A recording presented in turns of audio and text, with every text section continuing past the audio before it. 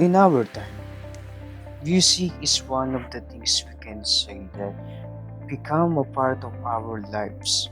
Before opening your eyes until you close it, there is no day that you will not hear music. You can hear music everywhere, in your neighborhood, on the street, in public transports, in the market, malls, and in various aspects. Music has become an important thing to us. It has already created a variety of emotions. It can bring you sadness, comfort, resentment, inspirations, love, contentment, and hope. It is also the result of the popularity of different parts of the world, and others have made music their world. Music has influenced our lives so much.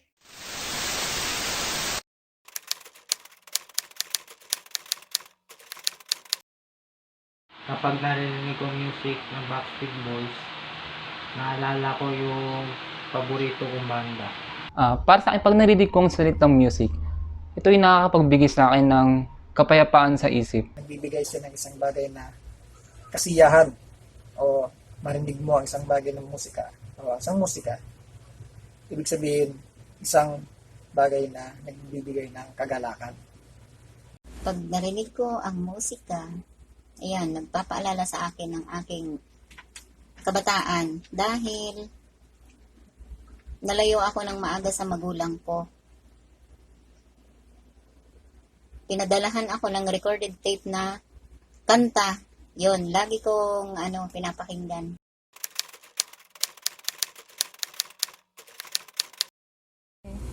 Nag-act din siya as friend, ganun. Yung hindi physical na friend yung parang friend siya na matatakbuhan mo kapag minsan kasi yung comfort ng tao, minsan kulang pa yun eh. Tapos kadalasan ng mga taong nade-depress yun. Dun sila sa music, favorite music nila tumatakbo.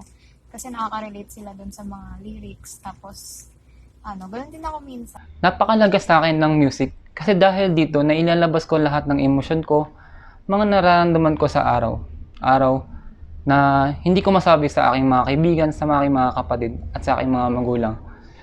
Kung wala, para sa akin siguro kung walang music, maaring sobrang lungkot ko. Nawawala yung pagka-boring ko. Keep playing games with my heart. Yung sinapakinggan ko music, nalulungkot ako. O kaya I want it that way. But what is really means of music? Where did it start?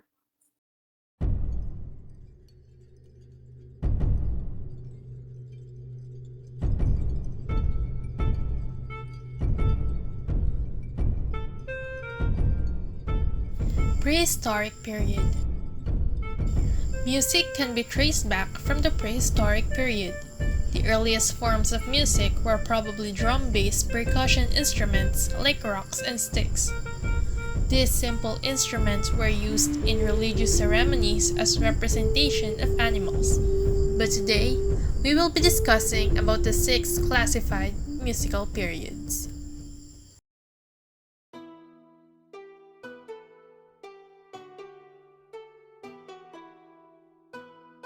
Medieval period, Middle Age 500–1400. The medieval period is the first period where we can be sure as to how music sounded. Most manuscripts of medieval period came from the church or place connected to the church. It implied the music in this period mostly have religious subject. They are monophonic and commonly sung by monks. Polyphonic musical notation began as well. We can conclude that the introduction of harmony began in the medieval period. An example and the most known type of music in the medieval period was the Gregorian chant.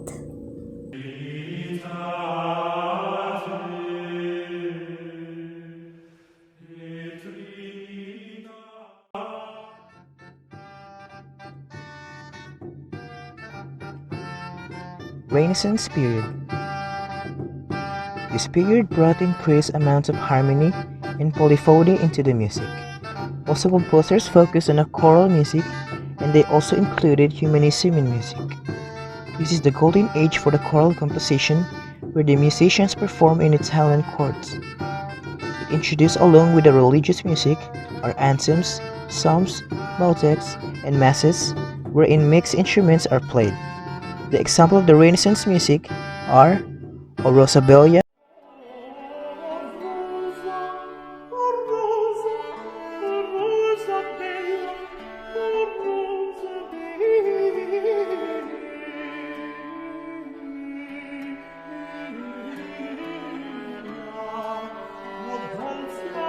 Gisa Corona Virginum,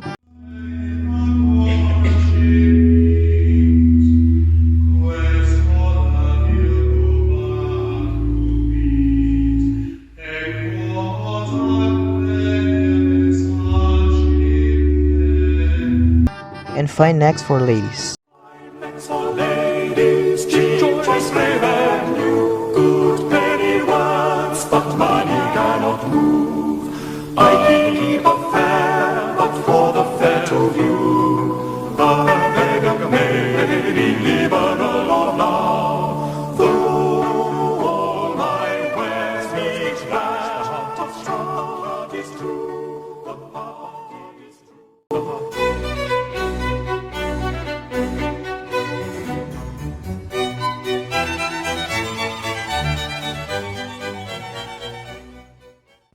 This period is commonly known for complex pieces and intricate harmonies. It also laid the groundwork for the next 300 years of music. We can conclude that the idea of modern orchestra was born in this period, along with concerto, sonata, and cantata. Many of the well-known personalities from the first part of the Baroque period hail from Italy, including Monteverdi, Corelli, and Vivaldi. The examples are the Orfeo,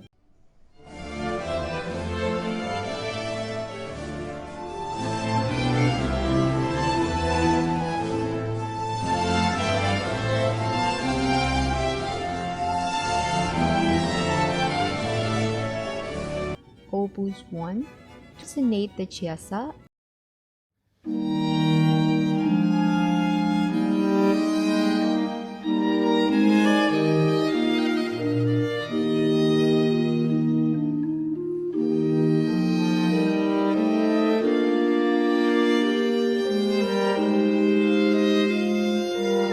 and the Four Seasons.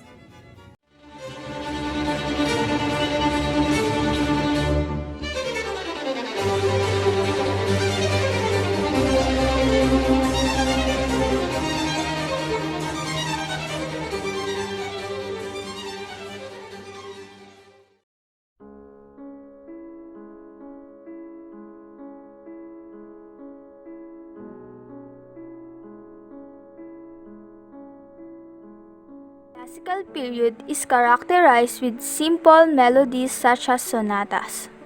It is simple yet more direct style of music, which is less complicated and easy to understand. It added majorly influential new song form, which is the sonata. It also has simpler harmony and clearer tonality.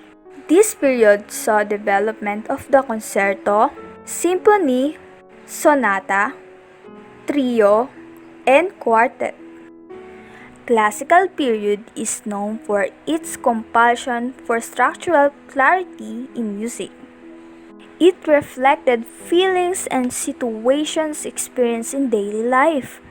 The famous composer from this time are Beethoven, Schubert, and Mozart.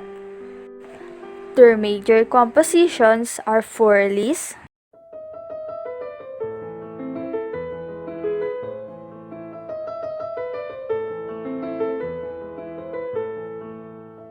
Ave Maria,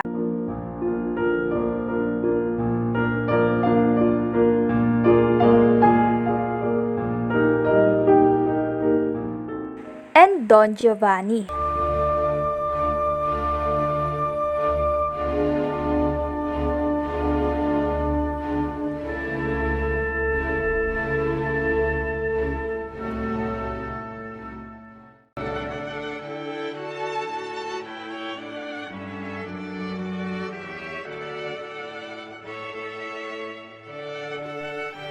Romantic period. This period saw classical music and added overwhelming amounts of intensity and expression. It is characterized by using music to tell a story or express idea. Composer gradually let go of heavily structured pieces and gravitates towards drama and motion. This is the period where national music school began to appear and instrumentation became prominent, with orchestra growing to higher numbers than ever before. Also, public concert and operas are also enjoyed by middle-class society. The most notable composer of this period are Chopin, Johannes, Brahms, and Franz Liszt. The few examples of their works are etudes,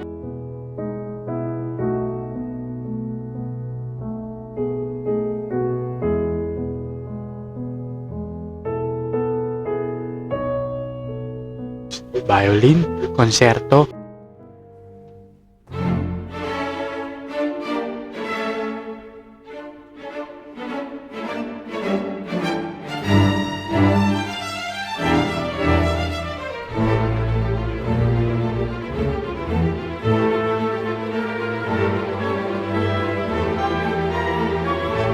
and la campanella.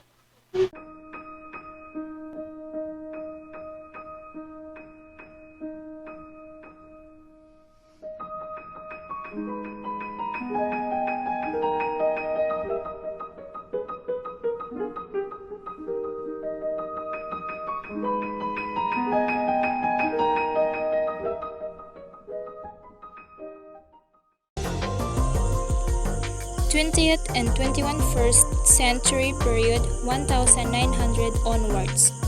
This period brought many innovations in how music was performed and appreciated. It used technology to enhance compositions. The music in this period is not limited to concerts, opera houses, clubs, and domestic music making. This period is free-rein composers. Composers have been pulling away from rules and restrictions into what is ultimately now a place of completely free reign. The famous singers from 20th century are David Bowie, when he played that left hand, but he made it too far, became the special man, and then we were singing band. Elton John, Yours are the sweetest eyes I've ever seen, and you can tell everybody this is your song. It may be quite simple, but now that it's done. and Michael Jackson. To the place I knew I'd been in there. There was something different about this girl. The way she moved, her hair, her face, her lines, divinity in motion. As she stalked the room, I could feel the aura of her presence. Every head turned, feeling passion and lust. The girl was persuasive, the girl I could not trust. The girl was bad, the girl was dangerous. From the 21st century are Lady Gaga,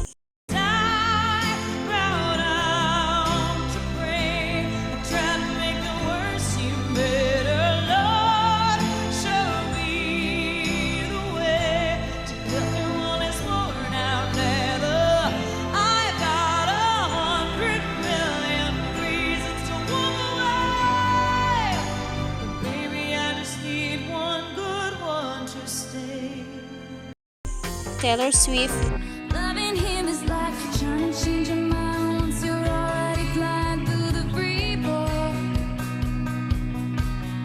Like the colors in autumn so bright, just before you lose it all. Losing him is blue like I never know. Missing him is dark gray all alone. Forgetting him was like trying to know somebody you never met.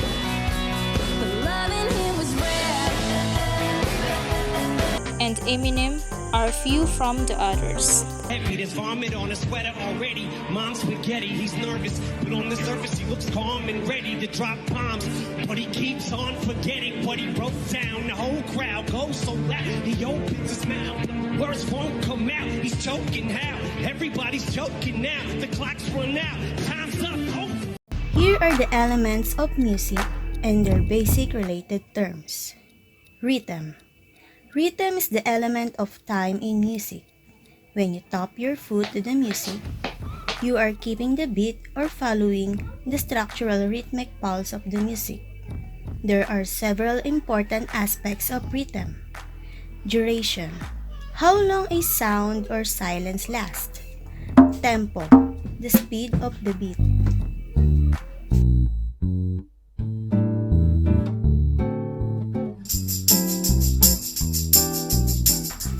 Dynamics.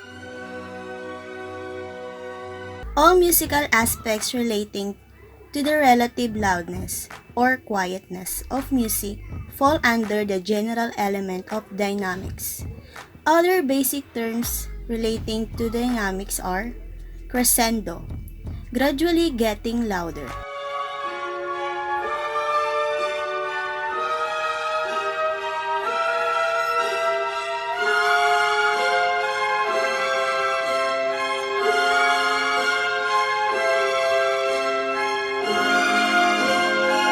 Diminuendo or decrescendo, gradually getting quieter.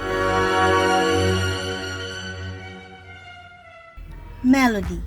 Melody is the linear or horizontal presentation of pitch, the word used to describe the highness or lowness of a musical sound. Many famous musical compositions have a memorable melody or theme. On your ways, from way back way, you know that I don't play.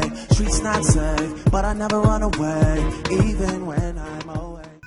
Melodies can be described as conjunct, smooth, easy to sing or play. Disjunct, disjointedly rugged or jumpy, difficult to sing or play. Harmony. Harmony is the verticalization of pitch. Often, harmony is thought of as the art of combining pitches into chords. I need a one dance, got a Hennessy in my hand. One more time before I go, higher powers taking a hold on me. Several notes played simultaneously as a block. These chords are usually arranged into sentence-like patterns called chord progressions.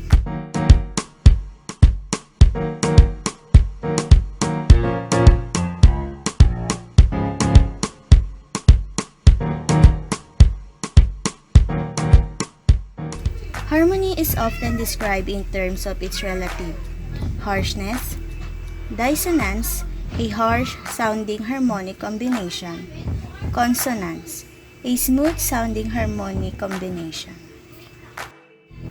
Tone color. Scientific principles of musical acoustics are beyond the scope of this course.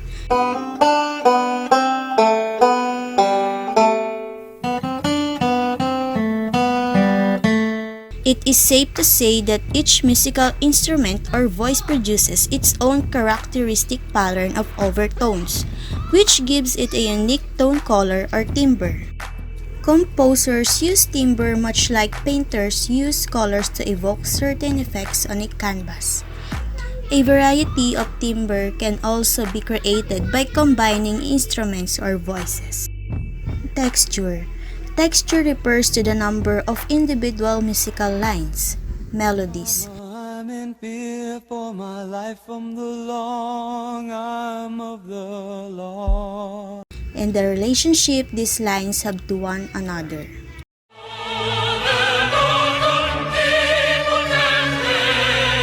No one may ever know the feelings inside my mind, 'cause all of the lines I ever write are running out of time. Musical form.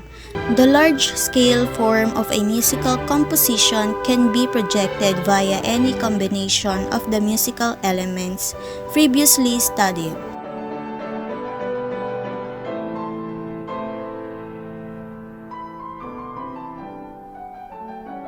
Traditionally, however, musical form in Western music has been primarily associated with the order of melodic, harmonic, and rhythmic events or the text in a piece.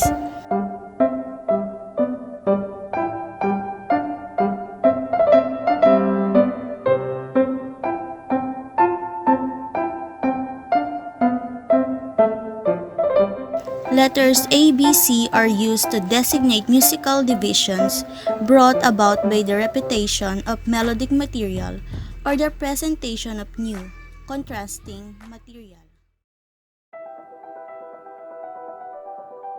Other important information. Let us define what is art music.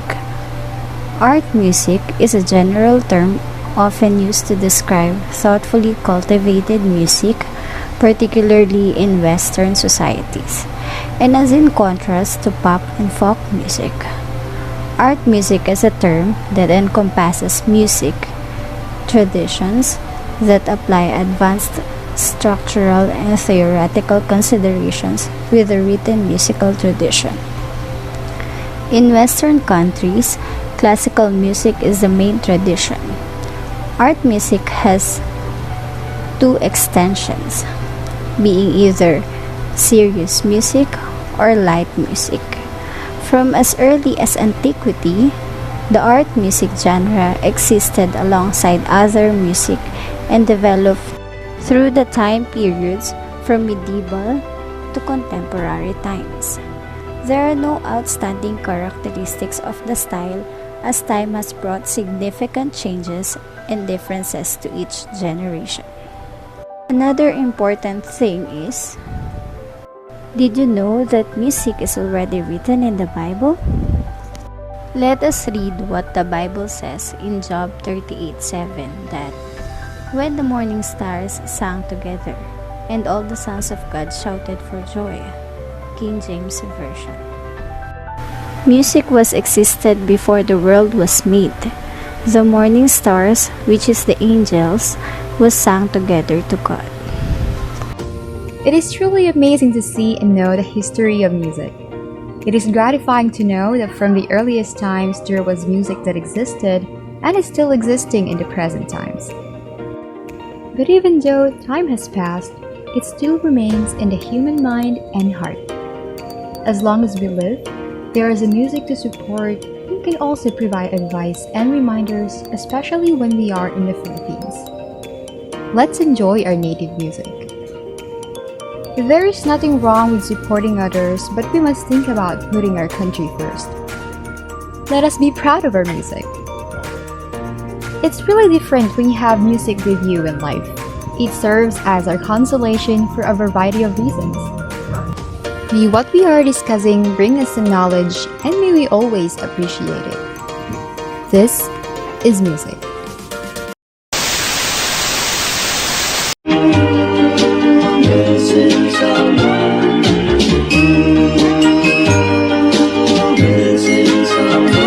Missing someone.